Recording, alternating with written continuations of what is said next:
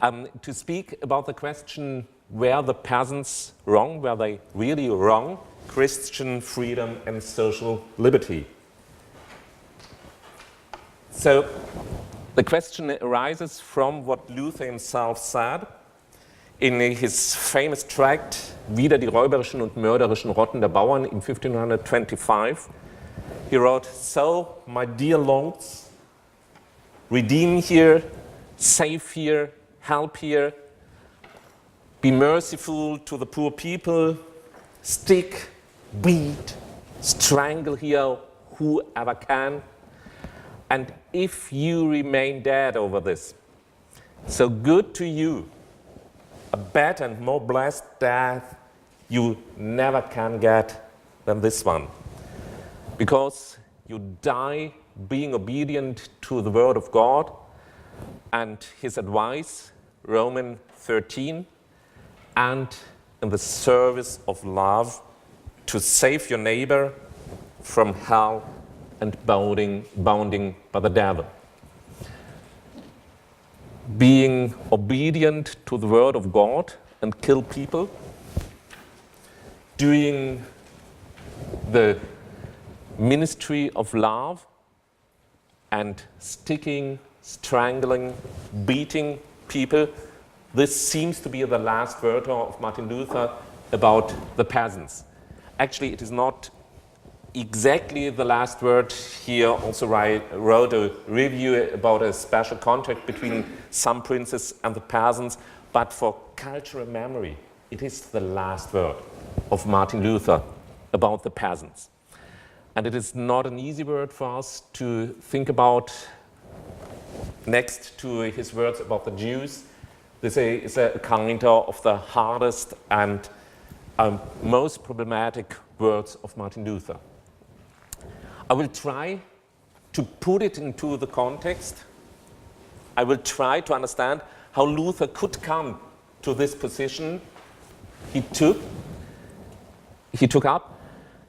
But I also will ask the question, as I do in the title of my paper today, were the peasants really as wrong as Luther thought them to be? And if someone asks like this, you will suppose that the person will say, no, they weren't that wrong. But first of all, I try to understand what led Luther to this position. The Peasants' War had a long history going back to the 15th century in Germany, when peasants lost a lot of rights they used to have. And they used to have their rights exactly because rights were not written down. It is difficult for Germans to understand that it might have been good to have rights not written down, because we tend to write all things down we want to have reguled, ordered in any way.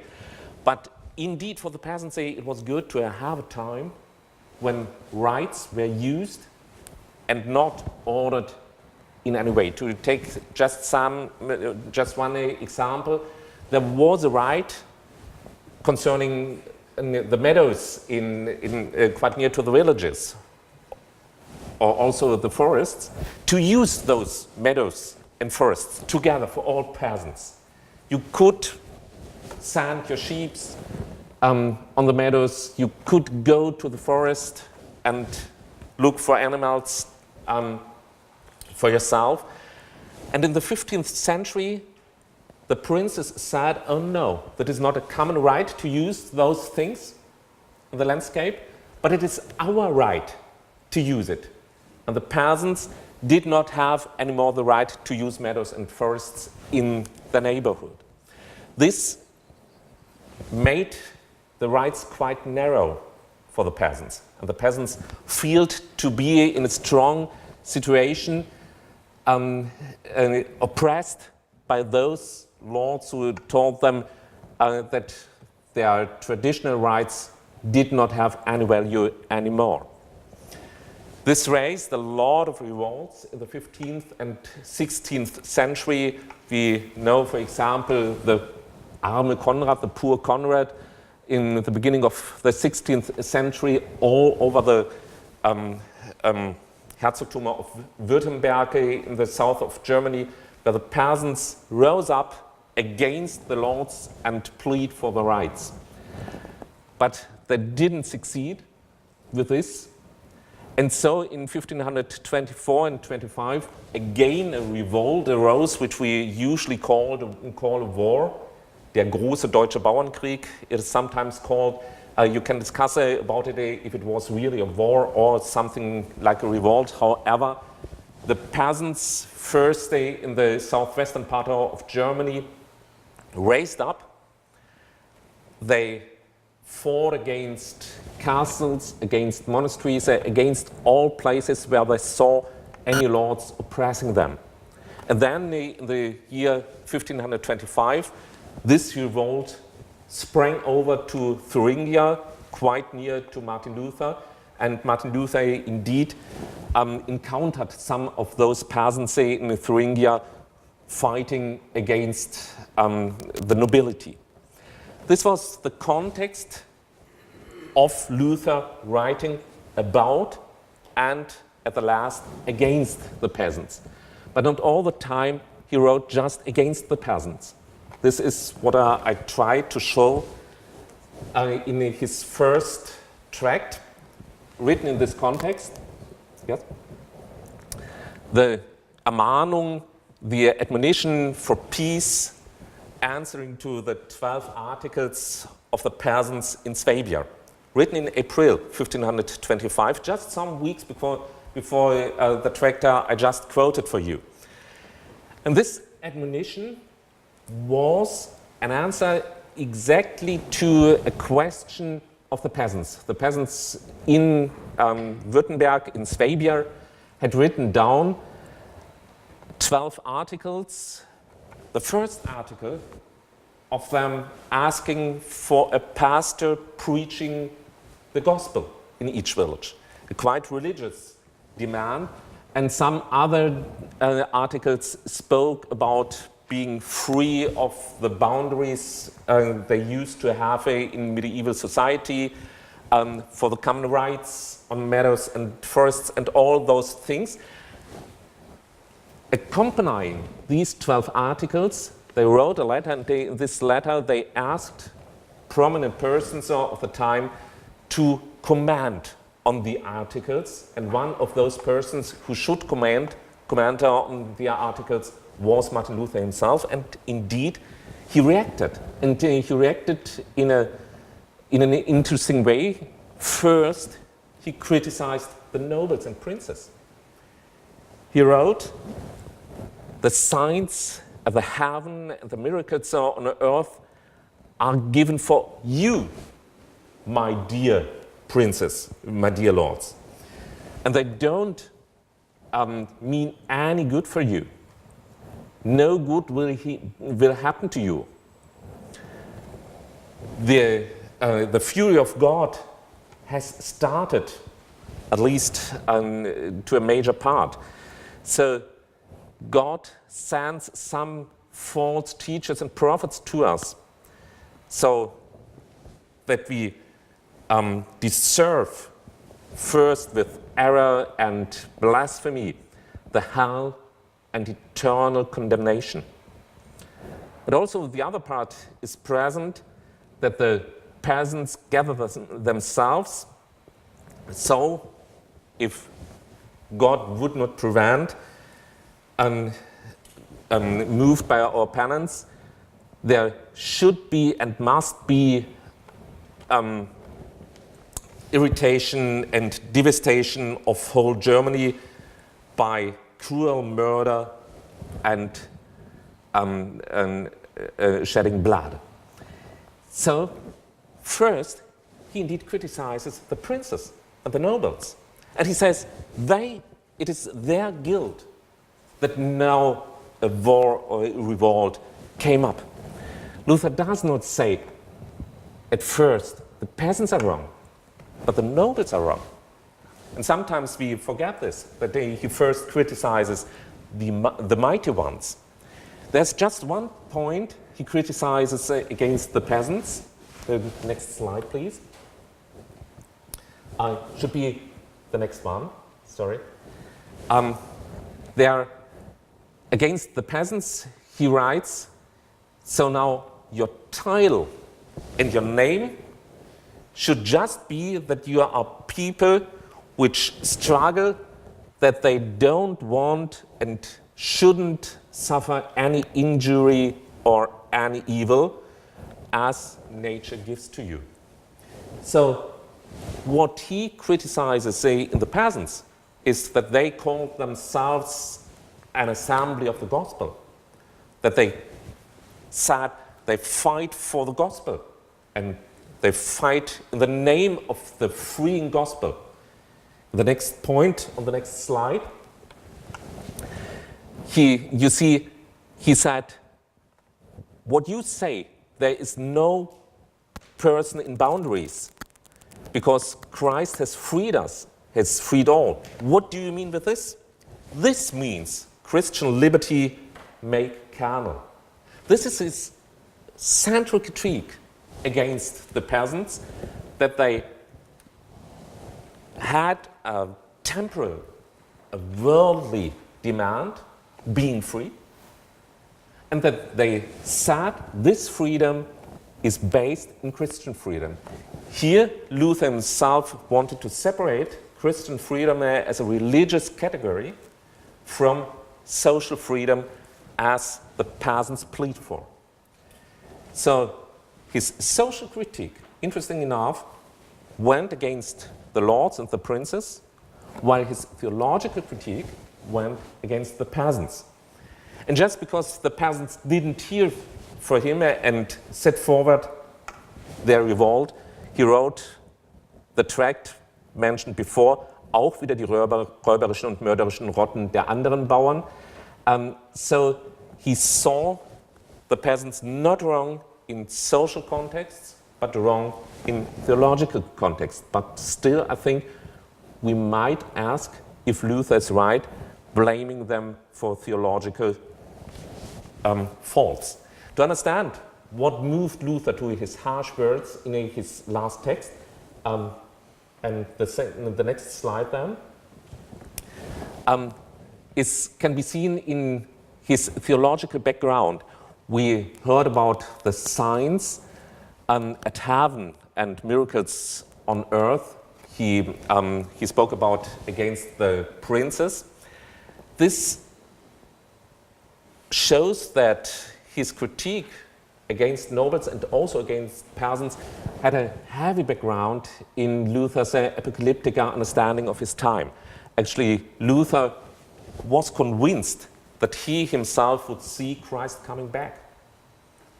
When he wrote about the book of Daniel, he said, so now, what can you await other than the end of the world? He was really convinced that the end would come quite soon. And this makes a battle, makes a war, makes a revolt, a sign of the ending time of the world. So to him, this war was not anything to be explained in just temporal words, but it was all a sign of this apocalyptic time situation. Another point leading him to his conviction was his understanding of the world in the context of the two kingdoms of God. This is the background of his critique against the peasants, blaming them for not making a distinction between their social demands and the question of Christian freedom. As Luther said, indeed the whole world is led by God himself, is reigned by God himself, but in a kind of two kingdoms. The first kingdom, the temporal kingdom, is reigned through the government, through the worldly government, by the law of God, while the second kingdom, the spiritual kingdom, is reigned directly by the word of God in his two kinds, as the law and the gospel. And because the law and the gospel has its place just on the pulpit of the church and not in the government, it is wrong to put the sentence coming from the gospel, you are free, into the first political government and telling the government, because we are free by the gospel, we also should be free in this political context. So Luther himself was convinced that as God had split up his kind of kingdom, his reigning of the world into those two kingdoms, the peasants did wrong mixing up both kingdoms. This might be the theological point of himself. So we can really understand there were good reasons to argue like Luther did in his understanding of his time, in his understanding of social affairs, but nevertheless, the peasants had good reasons to see the message of Christian freedom as a message of social freedom. For this, we have to look back to the year 1520, and I come to my second section, understood or misunderstood. Obviously, Luther thought the peasants had misunderstood his message, but I think they had a special kind of understanding. It is not just a question of understanding and misunderstanding, but there's something in between, a creative reception or something like that. And we will see what the peasants did understand. In 1520, Luther, as we do know, presented his program of reform in three famous tracts. The so-called reformatorische Hauptschriften, the tract to the nobility, the tract about the captivity of the church, and the tract about the freedom of a Christian. And all three tracts are held together by the concept of freedom in different ways. We can see this in his tract to the nobility, to the German nobility, written, as I said, in the year 1520, which started with some passages about the so-called Roman walls. Luther says, against all critique, Rome has built three walls. One wall says, if you come up with the Bible against Rome, oh no, just the Pope has the right to explain the Bible. Or if you come then with a concile against the Pope will say, oh no, just the council called by the Pope has the right to decide anything. Or if you come with a nobility against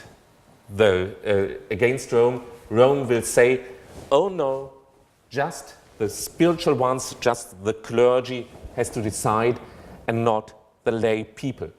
So we have an imagery of three walls, and the nobility of Germany has to fight against these walls. This has at least two connotations. The first one is if you as a German in the 16th century hear about some walls built up, you see a castle before your eyes, a castle oppressing you, and you see a fight against it, a fight for freedom. So at least the imagery of this theological tract has a somehow military imagery, even if Luther does not say worldly you have to fight by your weapons, and he didn't want this, but you could read it and understand it in the sense of it is the time of fighting against them who oppress us, who, for Luther himself, were not the nobility, but were Rome and the clergy. 2 slides further, please. The other tract, the second tract, he wrote in this year, 1520, obviously speaks about freedom in the way of denied freedom. The title is The Captivity of the Church, which raises the question, what would be the freedom of captivity of the church then? And actually, Luther wrote against this captivity in claiming the reform of the church in the name of liberty. And the reformer of the church went to the center of the church in this tract this reform meant that our whole life somehow is bound by rules of the Roman Church concerning all the sacraments. The tract, The Captivity of the Church, writes about the 7 sacraments of the medieval church and says most of them are given us in an oppressing mind by the Roman Church, telling us you always have to follow the clergy of the Roman Church. You have to see your wedding as a sacrament, which it is not. You have to come to the clergy when you die for the last unction, and all things like that. Always, Luther says, here the Roman Church has taken us in a captivity, and it is the time to make us free. Also, this tract is written in a theological context, and it might be the most theological tract of Luther in the year 1520. As to understand this tract, we have to understand a lot of sacramental theology of the Middle Ages. But coming up with this in the name of liberty means we want a whole change of the church as it is in our days to free ourselves. To change the sacraments would not only mean to change some theological words or interpretations, but it would mean to change our all-day life in the church. And so we come to the last and most important tract about freedom, the tract on Christian liberty or Christian freedom, written at the end of 1520. And there we have the sentence later on the Peasants picked up and made, as Luther said it, carnal. Christians are free human beings in an inner sense. Obviously, Luther said this is an inner category. He made a distinction between outer human being and inner human being, and he said it is the inner human being he's free. So later on he was right to say, I just spoke about theological understanding of human beings. I did not speak about the social context. But again, he did it in a social imagery, speaking about Christians as kings and priests. Obviously, he picked up the biblical quotation of the first letter of Peter, speaking about Christians as kings and priests. But for people in the year 1520, this meant there are social images which describe ourselves being at least like kings. So a theological sentence set free a social association, at least. And so we come up to the Peasants, who somehow did what we nowadays would call a contextual theology. This was quite foreign to people in the 16th century, but nowadays, and I think we will hear some more about it in this presentation later on, contextual theology is a way of doing theology. In my last point, I will try to show how this contextuality worked in the Peasants. So, if you look for freedom in contexts, first, we come to the biblical context for the Peasants.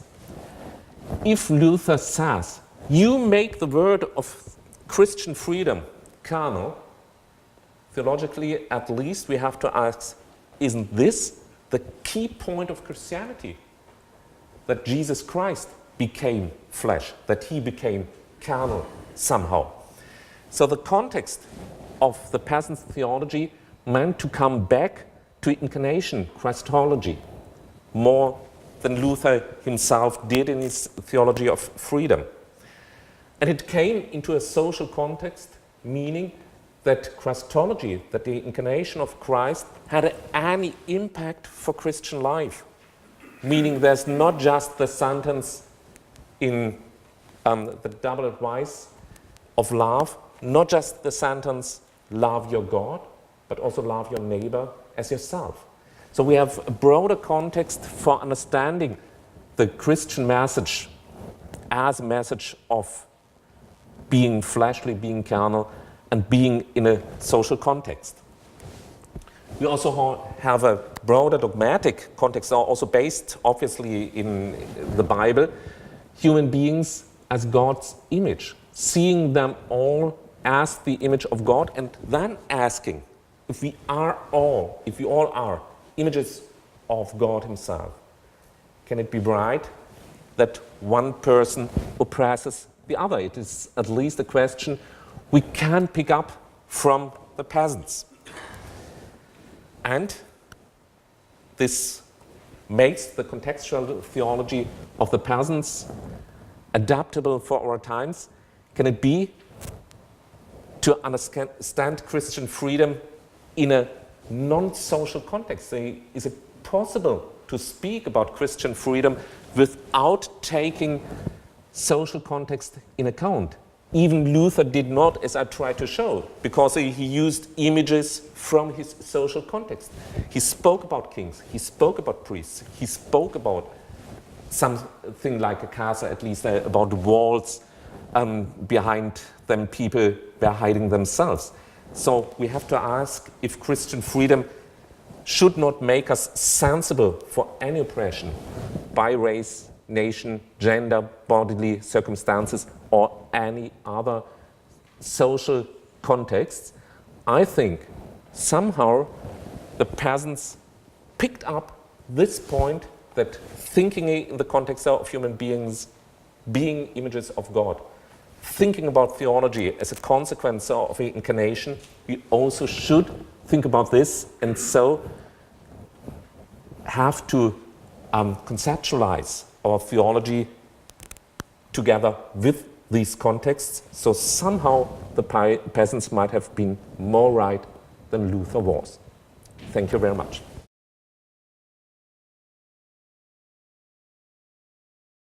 This is a piece of Reformation history that's very conflicted. In fact, it really undermined Luther's credibility among the population as the kind of national hero. And I think taking it apart and helping us to understand what the peasants, as they were asking for his comments, and he was a revered figure, so to ask him for his comments was a significant thing, and the response they got seemed very some very harsh judgments on him, and I can imagine that they didn't receive it well. But I think you helped us understand the reasons behind it. This is a fascinating piece of history, too, to delve into, and so my comments are going to be very somewhat cursory in giving an overview of a response.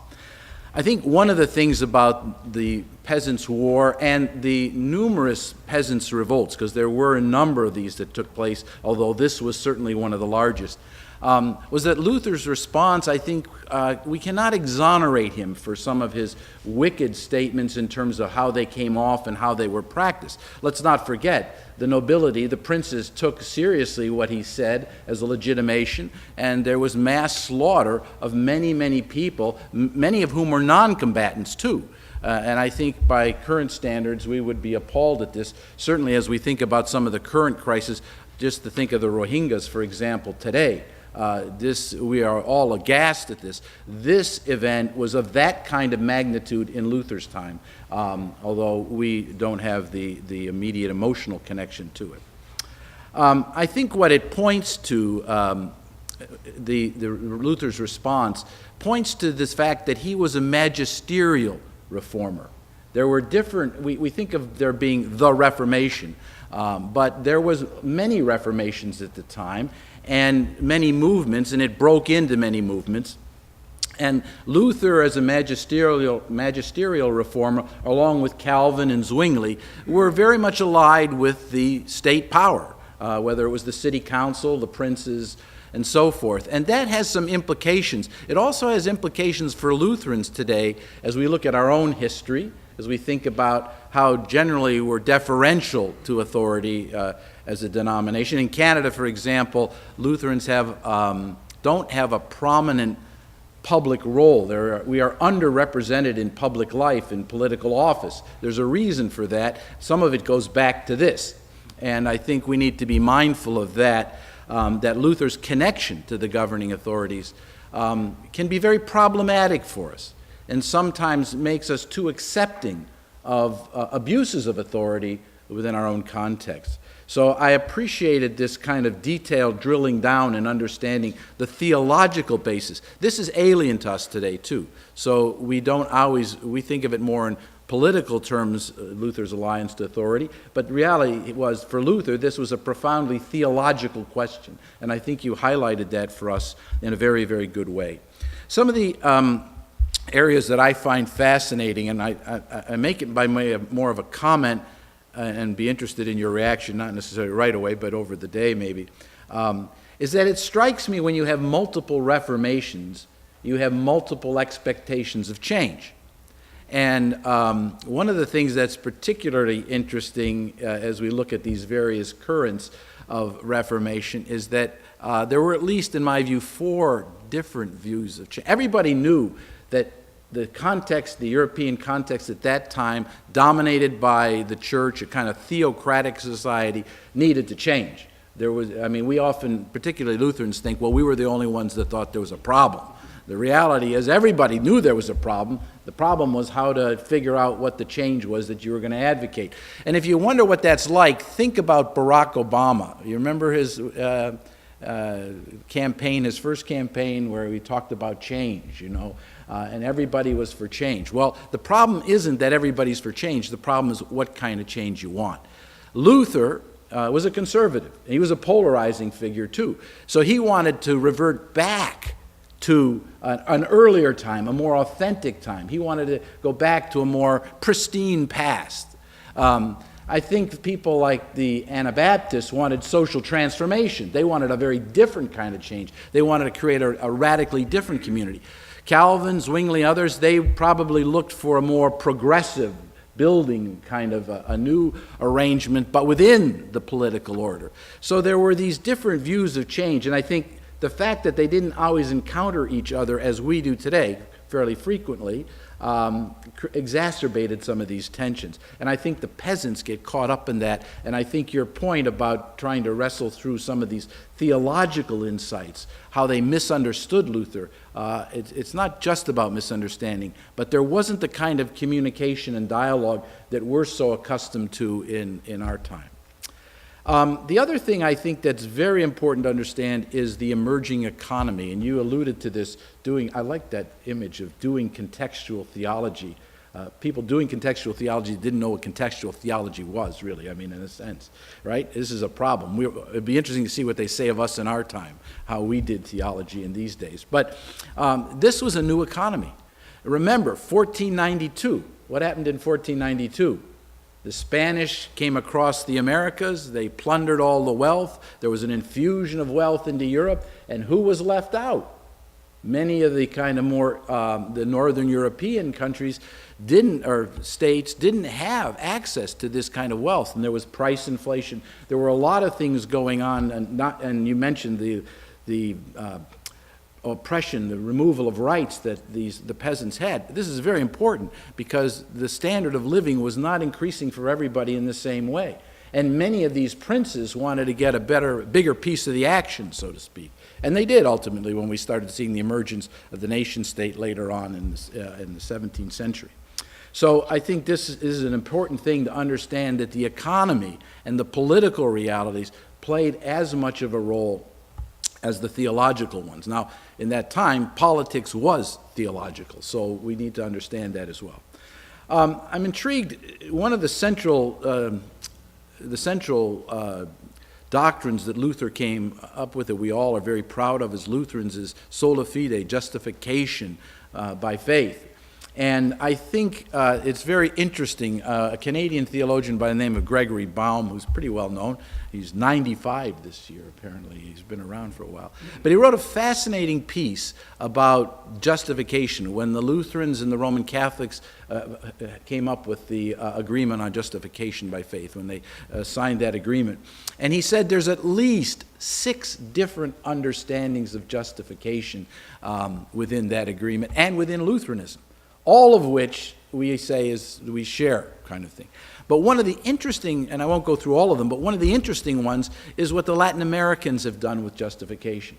For them, there is no separation between economics and justification. It's very much integrated into that. And when you think about globalization and what's happened with the kind of economic restructuring that's taken place in Latin, re-engineering. I mean, I was in Chile and I was talking to the principal of a school, and she was telling me about debt equity swaps. Now, if I walked into a school in Canada and talked to the principal, they wouldn't even know what I was talking about, a debt equity swap. But for them, this was very real, because the World Bank and the IMF were in fact saying you've got to change your grade 8 curriculum to fit this, because if this is part of the conditionality that was going along with restructuring debt. So for Latin Americans, justification is actually is embedded in their whole understanding of the economy, which would be interesting to see if the peasants could come back, how they would have, their 12 articles would have related to that.